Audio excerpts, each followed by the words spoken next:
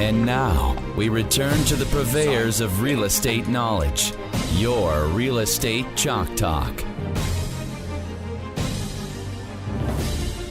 Hey, thanks for staying with us. If you're just tuning in, this is Real Estate Chalk Talk, broadcasting from the Rack Shack Barbecue Studio. I'm Keith Hittner Sr. here in the studio with Keith Jr.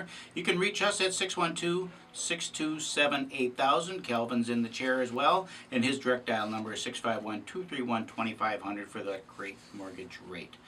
We've been visiting with Katie from Crescent Cove. Crescent Cove is a nonprofit. If you were just tuning in, has a mission to offer care and support to children with and young adults with shortened life expectancy. We've been visiting a little bit about how she got started in that endeavor and what led her to this point in time. But you're trying to build this facility. Have you visited other facilities like this around the United States? Is there anything like this in the country? There are 2 homes like this in the country, and they're modeled after the homes that started. Actually, this model began in the UK in 1980. The very first home built was Helen House. So they have, actually we've heard 52 homes across England, Scotland, and Wales, which is the size of just the northeast of the whole United States. So about every 60 minutes there's another residential children's hospice. And we have 2 in our whole country. One is in California and one is in Arizona. They have 8 rooms for children, 3 family suites, 2 or 3 usually, so families can stay nearby but still get a good night's sleep. And then spaces, gathering spaces, living, dining spaces. Food is usually provided for the family. And also rooms for spiritual care, music therapy, creative arts, some technology things for teens and kids. Usually there's a hydrotherapy pool. We're looking to build a home that is about 12,000 square feet, and we're looking right now for a site. We had a beautiful site that had been offered to us by Ridgeview Medical Center, and we were so excited and grateful. It was a land just next to their adult residential hospice in Chaska. And after quite a bit more research, we realized and decided that it was probably better for us to find a site a little bit closer to the children's hospitals, closer to the within the city limits. And so we're looking for a site now with 3.5 to 4 acres. And in what area? Well, there are a couple of sites that we have a site committee that identified a couple of lovely pieces of property. It's hard in the Minneapolis-St. Paul area. You get in closer, it's going to be tougher to find what you're looking for.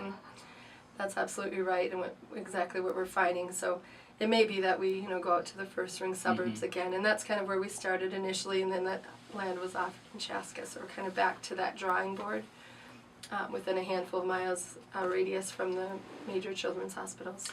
Is there a reason that you need to stay close to the children's hospitals? I don't understand that, because that's not where the families live. That's right, but for their feeling very safe and assured that if something happens, they could be close to the hospital if they need to be. By no means do we need to be right on the same property or right nearby, but that feeling of I can get security. to the hospital fairly quickly in the event we need care. Yes, that's right. And in Canada and in England, where there are many homes, some of them are right in urban areas.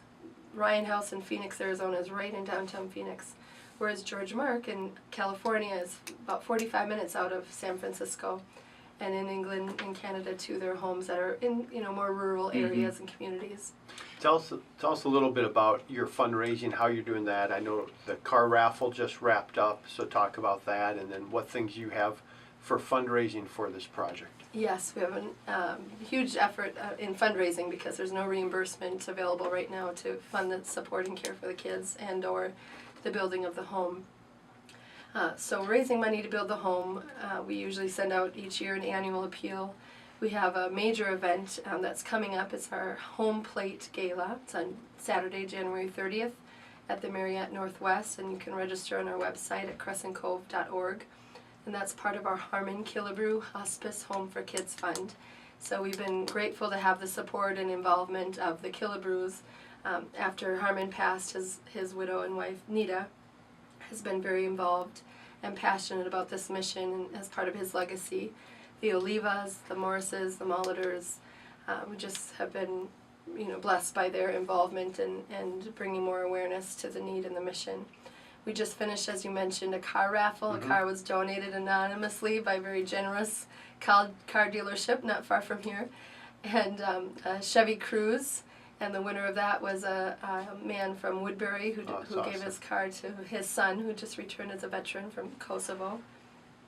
So those are great ways to both be raising money, but also telling our story and Creating connecting, awareness. creating awareness. That's the last 6 years, I'd say a lot of our effort has been raising awareness because people don't know. And I always say, thank God you didn't know that we don't have such a place. You didn't need it. I find it hard to imagine that there isn't a place like this because, and you say there's 2 places, 8 rooms for kids, 16 rooms in the whole United States that provide hospice care for kids. I find that just hard to believe. Yes, as a residential place Right. with a model of both respite and end-of-life Right. care. And it's not that, from state to state, people are really figuring out how can we support kids and where can they go. And there's a young woman named Mariah Tift who died, and she was just about 16 and said when she found out that she had just a couple of weeks to live, she had sarcoma. And she said, I'd like to die at a children's hospice. And everybody looked and said, well, there isn't such a place. And her family was absolutely shocked. We came to this point in her life, her journey, nearing her death, and now we don't have in our community what we need.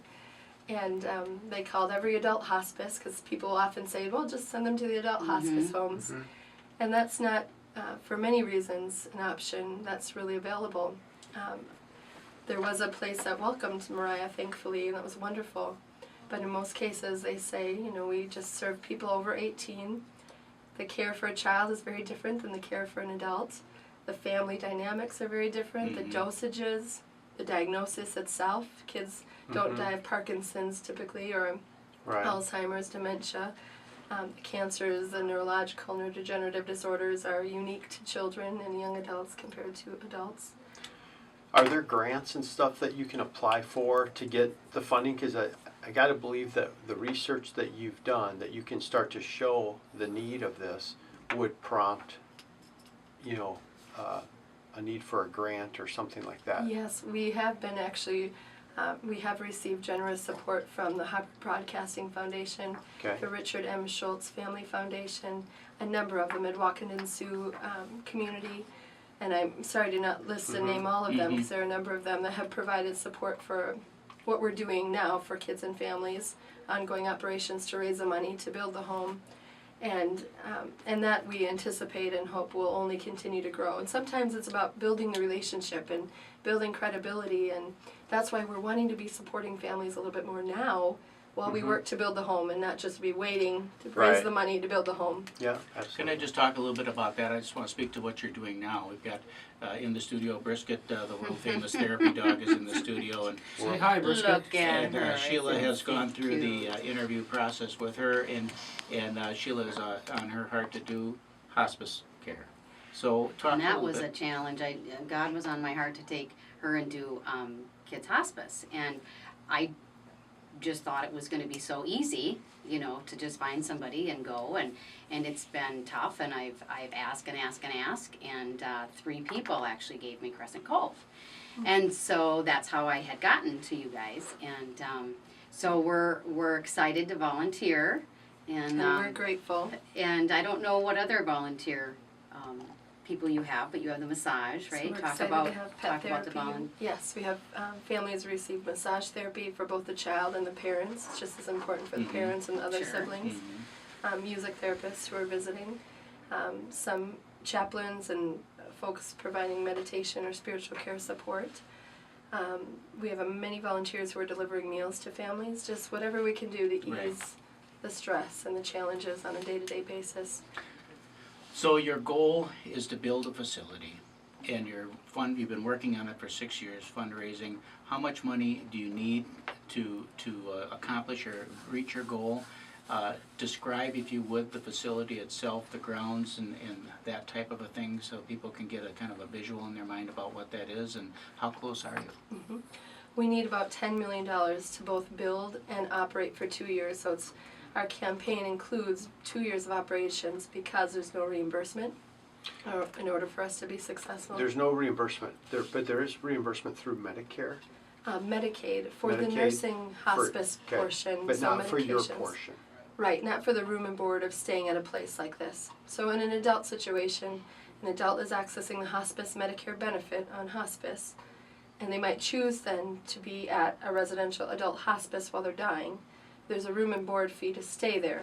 Hospice is paying for the nursing care, medications, the comfort, but then they pay as a family the $600 to $800 to stay at a residential home. And these are families that don't have that kind of money, so we don't charge the families. For all the things we're providing now, there's no cost to the families, and there will be no cost when this home is built. We have about a few seconds here. Are you guys getting close? You're looking for locations. You must be getting close. We're looking for locations, and we've been hearing from donors who've said, once you find the site, we're in. Okay. And that's really encouraging. Okay. But So we how have, much more do you need? we need millions and millions of dollars. We It's have still we seven have figures. just around $600,000. Okay. All right. CrescentCove.org. That's CrescentCove.org. 952-426-4711. We're going to head out to break here. This is your Real Estate Chalk Talk. Visit us online at realestatechalktalk.com or give us a call, 612-627-8000.